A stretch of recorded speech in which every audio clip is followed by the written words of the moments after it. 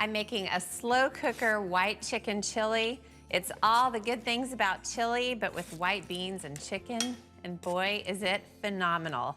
Put a bunch of chicken breasts in there, and now I'll whip up a spice mix.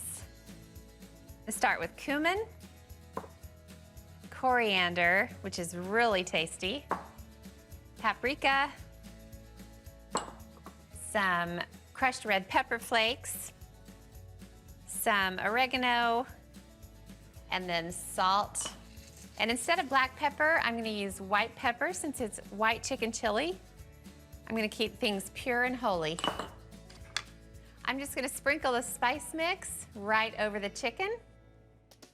And now I've got a bunch of good veggies to add. I diced up a bunch of onion. I mean, this is a pile, but this makes a big batch of chili.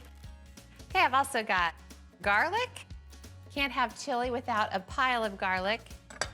And for heat, I sliced up some fresh jalapenos. I didn't even seed them. This is such a big batch that it won't be too overpowering. And then I've got 4 stalks of celery. Okay, just a little more chopping. That is a lot of celery too. A lot of onions, a lot of celery, a lot of flavor. Okay, I've got a couple of green bell peppers. I'm just gonna chop them up. Reach in and pull out the seeds. I'm gonna keep the peppers in pretty big chunks. White chicken chili is so good. It's really basically like chicken and bean soup, but when you add all these chili seasonings, it pretty much turns into chili. Okay, now in addition to the green peppers, I like to add roasted green chilies that are chopped. I don't even drain them, I just pour them right in.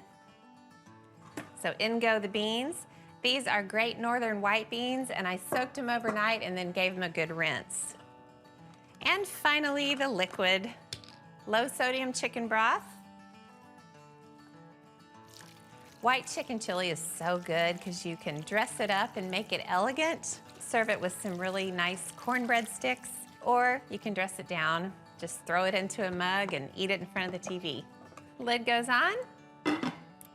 Now I've got a few more things I've got to do to the chili later. I'll fill you in on that while I run to town.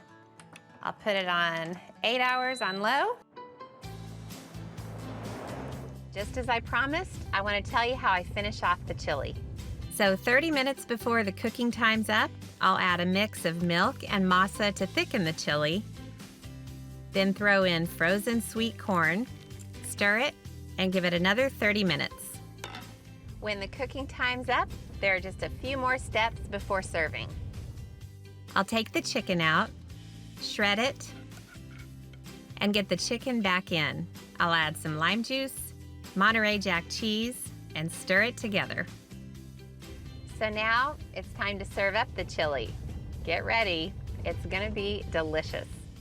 Everybody gets a big bowl full of the good stuff with a dollop of sour cream, extra cheese, of course, chopped cilantro, and some rolled up warmed corn tortillas on the side to complete the picture.